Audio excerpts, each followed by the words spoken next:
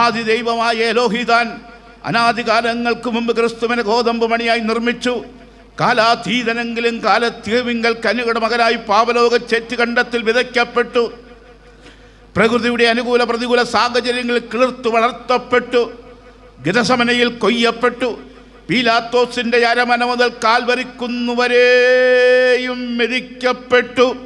പച്ച പൈൻ മരത്തിൽ കാരിരുമ്പാണിയുടെ ബോർമയിൽ വെന്തരിഞ്ഞു എനിക്കും നിനക്കും ജീവനുണ്ടാകുവാൻ പുറത്തു വന്ന ജീവന്റെ അപ്പമത്രേ ക്രിസ്തു. അനുശാസനം അനുസരിക്കാതെ മരണം മരിച്ച മനുഷ്യരാശിയെ മരണത്തിന്റെ വടിത്തട്ടിൽ നിന്നും മടക്കി വരുത്തി വലിയ തവള സിംഹാസനത്തിൽ ഇരുന്നു കൊണ്ട് അന്തിമവിധി പ്രഖ്യാപിക്കുവാൻ അധികാരം പ്രാപിച്ചവൻ യേശു ക്രിസ്തു. അവനെ കുറിച്ച് പാടുവാൻ 1000 നാവുകൾ പോരാ.